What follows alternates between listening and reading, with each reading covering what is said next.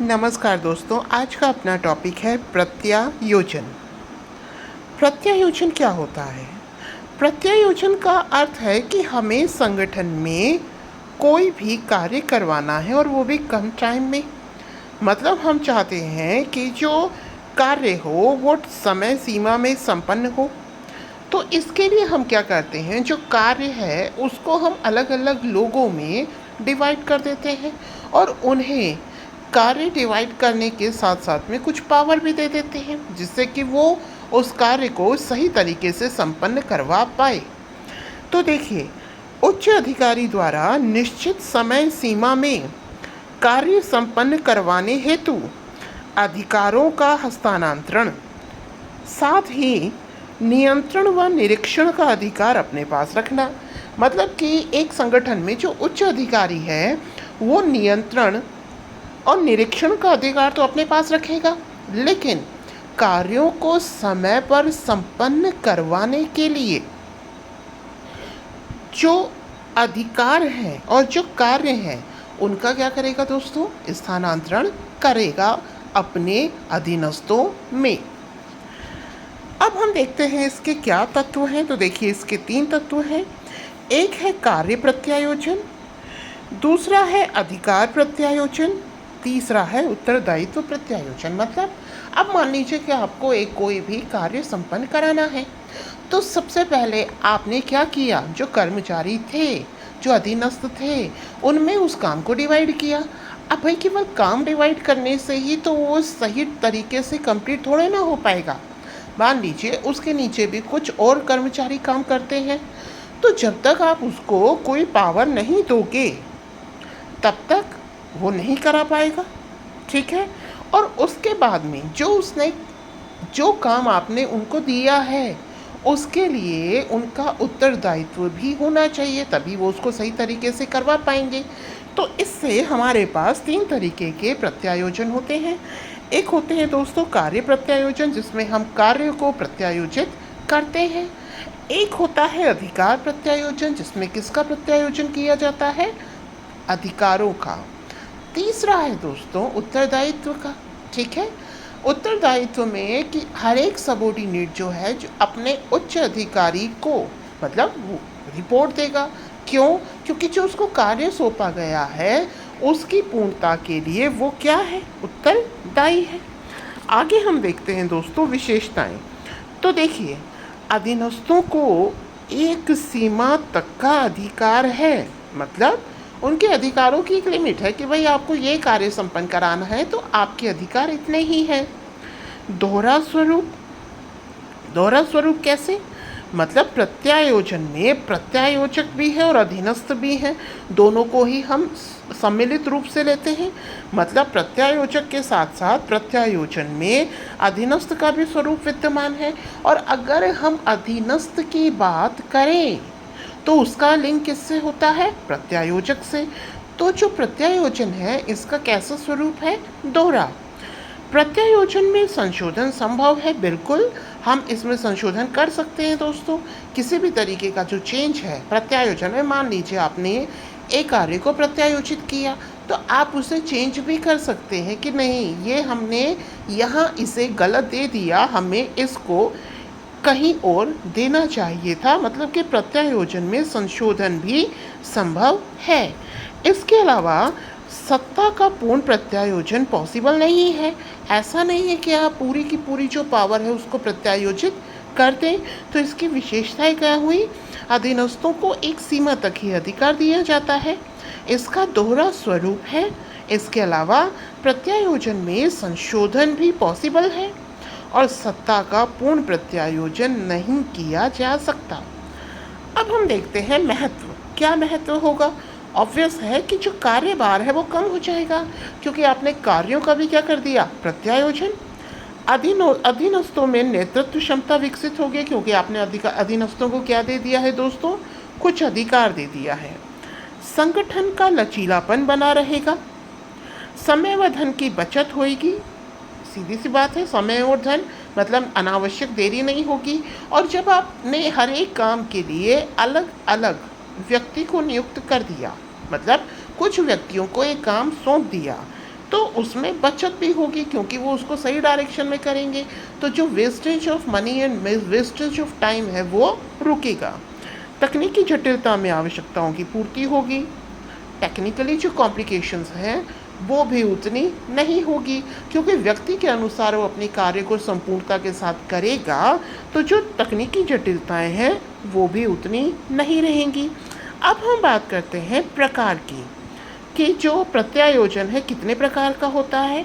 एक होता है स्थायी, एक होता है अस्थायी। एक प्रत्यायोजन जो आपने प्रत्यायोजित कर दिया वो एज इट इज़ बना रहा, वो स्थायी प्रत्यायोजन है। अस्थायी प्रत्यायोजन का मतलब कि आपने कुछ देर के लिए उस कार्य को सौंपा है, दैट इज अस्थायी प्रत्यायोजन। दूसरा है औपचारिक और अनौपचारिक प्रत्यायोजन।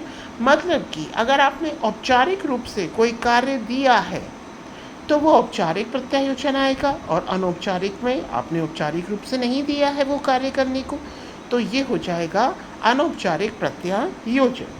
एक है दोस्तों प्रत्यक्ष और अप्रत्यक्ष प्रत्यायोजन। प्रत्यक्ष प्रत्यायोजन में क्या है कि जो हेड है, जो प्रत्यायोजक है, वो डायरेक्टली अपने अधीनस्थों को कार्य या अधिकार या उत्तरदायित्वों का प्रत्यायोजन करता है। अप्रत्यक्ष प्रत्यायोजन में कि वो खुद नहीं करता है बल्कि किसी मीडिएटर के माध्यम से, ठीक है, इस कार्य को कराता है। जैसे कि अगर हम स्कूल में बात करें तो चेयरमैन और एमडी जो भी होते हैं वो प्रिंसिपल के माध्यम से जो कार्य हैं उसका प्रत्यायोजन कराते हैं। तो ये अप्रत्यक्ष प्रत्यायोजन हो जाएगा क्योंकि वो किसके मीडियम से करा रहे हैं, प्रिंसिपल के मीडियम से। अगर वो डायरेक्टली करें देन इट इज़ प्रत्यक्ष प्रत्यायोजन। एक है सामान्य और एक है विशिष्ट। सामान्य प्रत्यायोजन तो नॉर्मल है कि आपको कोई भी कार्य कराना है या कोई भी मतलब कार्य संपन्न कराना है तो उसके लिए आपने एक सामान्य प्रत्यायोजन कर दिया।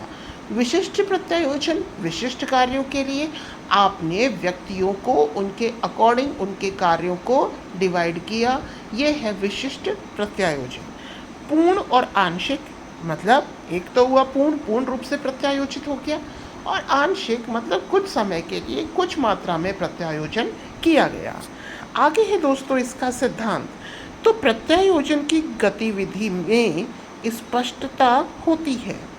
दूसरा, व्यक्ति को प्रत्यायोजन का ज्ञान हो, ये इसके प्रिंसिपल हैं।